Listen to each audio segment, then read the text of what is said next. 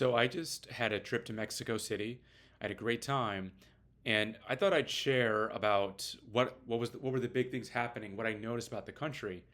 Um, Before I went, I was reading a book called "Captivating History of Mexico," and I was staying in Mexico City. And I would say probably the most striking things you're going to see when you go there is how it relates to Mexican history in general.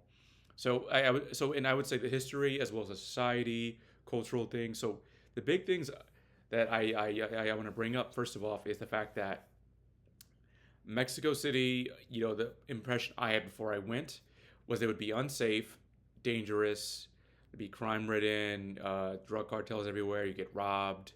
It just was not a good place to be. And I've had people who I had my parents and people who told me they were worried about me, that they were like that I was going. They thought something would happen to me because of all the news reports of drug cartels and crime. I went to Mexico City. I went there because I wanted some time to enjoy myself and have warm weather. I had a great time, and it was very safe. I stayed in the area by the Monument to the Revolution, which is like I think downtown or something. I stayed there, and in the city, I legit it felt just totally fine and comfortable. I frequented the nice areas, so I didn't go to any of the bad areas, and there were areas I was told to stay away from, particularly the historic center where all the tourists are. At nighttime, it gets very sketchy and dangerous, so I was told never to go there at nighttime. But as long as I'm in the safe neighborhoods, everything is safe and well. And those neighborhoods were like Roma Norte, Condesa, Palenco, Santa Fe. Those areas were very nice, comfortable. In fact, when I was there, those areas, I felt like I was in a tropical version of New York or Miami. They were warm, beautiful parks. The parks in Mexico are fantastic. They have this mix of a tropical warm jungle feel with Western cultural stuff. Like I remember one of the parks I went to had a statue of David on the fountain, and it was glorious. Like I legit was just thought to myself like, whoa, these parks were very thoughtful with creative design, and a lot of the streets were nice and comfortable. A lot of tourists, a lot of American expats who were there, American European expats who were there to take advantage of the cheap house cost of living. And in general, Mexico was super cheap. Mexico City, I remember buying about. I think I got a meal at Roma Norte. Restaurant was fantastic, by the way. Food is fantastic in general, but I got 8 tacos for $20, and the tacos had meat of Wagyu beef, and I had sides with it. I had too much food for $20. In New York City, where I'm based, it would probably come out to be about 35 or so. You get so much bang for your buck. You get more good food for less money in American dollars. So the U.S. dollar is super strong, goes further. And when I Ubered a lot, and it was about $5 for about 30-minute ride across the city. It can go up to 10 or 15, but for what you're paying, the Uber is just super cheap. It costed nothing for a ride in Mexico City. So, it was a great place to spend money. And I also visited these sites. I went to the pyramids. I went to the historic center in the daytime. I went to the local parks. I walked around. The city is, I would say, I thought it'd be a third world city, as in like, very poor, dangerous. But I would say it's more of a second world city.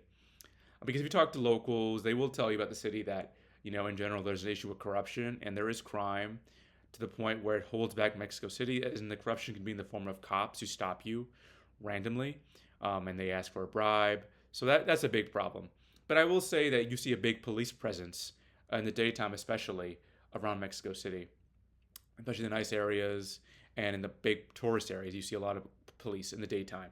So in general, it's a safe, good area. And I mean, they're pickpocketing. There's that worry, but as long as you're smart, you can avoid them. But if I did it again, I would stay in Roma Norte or Condesa in those areas because those are very nice, and you literally can just walk out and have a nice day. Mexico City is very walkable, very walkable. You don't need a car. You could take the subway system, which I didn't take, and there's always food around. I will say things close pretty early in a lot of areas of Mexico City. So if you want to eat as a tourist, you better get your food early. Um, and then the issue about Trump, right? So people were worried about Trump. With Trump in like Mexico and the U.S. not on good terms right now. Was there a worry if you go in, you're an American citizen? Is that dangerous? And in general, the people didn't care. I will say the perception of Trump in Mexico City was that Trump is crazy. The view is he's irrational. He's just doing things that make no sense, like the tariffs or naming the Gulf of Mexico, Gulf of America, right? That was the impression people got. They thought like Americans are insane, and then the deportation stuff, the Mexicans view it as just like, why are you just like sending people back to our country that you like you have no right to do that, right? So the perception is that Trump is crazy, but I mean, in general, that does not impact you at all, whether you go or not. You're not going to be in trouble with Mexicans or whatever. People did ask you voted for him or not. Someone will ask you that, so you have to be careful of what you want to say. Because I mean, you don't know people how they're going to react. So, but in general, people are civil and relaxed, And so it was a overall safe and fine. One thing I did notice that people there terminology. If you say America, people will correct you and say no, Mexico and as part of it. North America is America. They view Mexico as part of America, as North America. They call the U.S. the states. They don't say America. So that's something you will see people trying to correct you on repeatedly. Um, One big thing also about the city itself is that it's very much still it has a lot of respect for the revolution of 1920, the Mexican of 1910 to 1920. It is and the war for independence against Spain. Those two events are very, very much so a big part of the Mexican atmosphere. When you go there, you see statues all lined up of bishops, um, priests, rebels, cowboys, statesmen, resistance fighters, politicians, of them just like all across certain streets. You see their names on streets. You see a big monument to the revolution that's just massive. So those two events were very key to Mexico's history, and I understand why. The war against Spain, there's a big monument and a big circle. If you run across, it's in the middle of a big traffic where if you go, you'll see a huge monument with an angel, with all these leaders on it, and it's made of gold. That is a monument to the war against Spain. And Mexico was a colony of Spain. When the Spanish came in, they took over the country and they overthrew the indigenous population, suppressed them, enslaved them, and mixed with them. And so you see Mexico is very proud of how they were able to push them out, kick them out, and become their own country. And Mexico really is a formation of the indigenous with the Spanish. Those two groups are their identity. Like their formation makes the modern Mexican. And on that front, I would add too, there's a huge racial aspect that you can really see in your face. If you go to Roma Norte or Polanco, nice neighborhoods, you will notice that the lighter skinned Mexicans there's definitely a social thing where the whiter Mexicans are with themselves. They date themselves. They socialize with themselves. The darker ones who are more indigenous, browner, don't so much. So they're on the more poorer side of things economically. And if you look carefully, you'll see how it is like that. I remember just in Polanco, you'll see big groups of Mexicans who look like they're from Spain or American. Apparently, but this group apparently is like those people in Polanco and those neighborhoods. A lot of them have ancestors that came as Irish, German settlers, and not only the Spanish ones, but they're just European. And so their descendants go back far, and they somewhat have just stayed this social class of people who've just lived their own lives, and who have been very wealthy and successful. And then you have the other groups who are more of a blend of indigenous groups of either black, I guess Aztec, and mixed with Spain, right?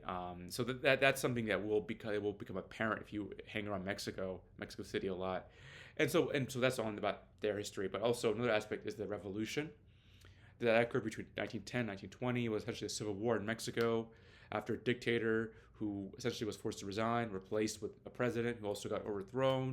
There was this huge war of rebels in Mexico who were fighting for land reform and political reform, who were upset with the lack of freedoms, who were upset with the inequalities. And it was a very chaotic war. And Mexico City was the center point of that war. Like if you walk in the historic center, you'll see that zone was where a lot of the conflict happened. One of the presidents was overthrown there, arrested. Was gunfights there at one point too in the early 20th century. So it was a period of instability, but it created the current modern Mexican state, and their constitution was basically created from that revolution. And you see statues to the folk of the revolution all across Mexico City. And then there's that big monument I mentioned earlier, the Monument to the Revolution. That's just massive. You walk in, you legit are just amazed by how big it is. And apparently it's a mausoleum to some of the rebel fighters as well, like Pancho Villa and Mal Sabata. So it's a very it's a big part of their history, a big part of who they are that you just can never you will see all in your face, which is cool. And then I would probably say another big aspect about Mexico City too is I noticed too that if you go there, the city is very clean actually. It's very clean. Um, people are living normal lives, going to work, professionals going back and forth. Literally, there's rush hour. Traffic is horrible in the morning and horrible during rush hour time. So if you're in Uber or whatnot, get ready to deal with a lot of traffic. People take the trains. It's a very busy city. Foot traffic goes on and on. It's very much like it is a second world city, like I said before. I but the thing is, Mexico is in general very like that city is probably doing fine economically, but other parts of Mexico are not doing so well. So you're basically in a nicer, richer area than most of the country. A lot of the places in the northern part, where there's basically no jobs, and a lot of people who are coming to the U.S. are coming from those areas of the northern states because there are no jobs, and they make literally way more money getting to the U.S. than they do in Mexico. So that's just something just to keep in mind of why so many Mexicans migrate to the U.S. And so Mexico City it's a very much second world city. And so another thing aspect too is the dating market too. I was there. I met lots of women. Lots of women. I went on multiple dates. I got a lot of contacts from women around the streets. Mexico, beautiful women. And they end up going on dates with me. I went on about I would say 4 or 5 dates of women of different ages, some in their early 20s, some mid 30s, some late 30s, right? So different phases of life. And one thing you get the feel when you talk to these women, a lot of them are either career women, who are working at high level jobs in banks or in businesses, women who have kids who they had born in the U.S. But they're actually Mexican citizens, but they are working, jobs that are actually U.S. based. Um, and so you have those types, and you have women who are in college, who live with their family, with their brother, who are working hard to survive. So you meet all walks of life, different types of women. So it's very easy. Women are very social in Mexico City, you know. And I met women also who are also, who who are basically remote workers, who are Mexican but they're remote workers. They want to work in the U.S. at some point, but they like living in Mexico. Um, so as well. So you meet all walks of life. Women are in general very happy to go on dates and meet up with people. Very social. I will say how most relationships form. It seems like like when it comes to dating, like consistently, people meet through social circle. They meet at work, or they meet from a friend of a friend, or at school. That seems to be the bigger ways of how people meet their partners down the road. So that's something to keep in mind when it comes to dating in Mexico City. So yeah, the place was really great. It was very clean and nice. One thing also keep in mind: trash cans are hard to come by in Mexico City. Actually, so you have a drink, be ready to like hold on to it for a long time because there are like no trash cans, barely any. And I think I heard the reason why is because a lot of people were taking up trash cans, like they were taking up the parts of it and reselling the scraps. They kept doing it. The city was like, screw it, we will just get rid of it. So I think that was a problem. They just couldn't have trash cans without it being stolen. That's what I heard from locals. Um, and so, yeah, I would say it was. I would also add another thing about Mexico City is that, yeah, it's safe and pretty comfortable, and it's very westernized. You feel like you're in a westernized city. Spanish speaking, you can get by without knowing Spanish. I thought more people would be speaking English, but there's actually not as much as I thought. So you'll encounter people who know what you're saying, and knowing Spanish does help a lot. But it's definitely a lot of people don't speak English, and often you'll get restaurants and the waiter doesn't speak English, so they try and figure out what you're saying, or they'll bring in their coworker who does speak English to do it for you, to help communicate with you as a customer. So keep that in mind. Spanish can be very helpful, but it wasn't too much of an impediment, but it definitely does slow you down a little bit, and it can be frustrating. I remember I was ordering food, and I couldn't get good answers. Even the English speaker couldn't give me good answers as well. So you're gonna have to deal with that. A lot of places are cash only. Keep that in mind. So you're gonna want to carry cash. Overall, it was a great place. I would go back again.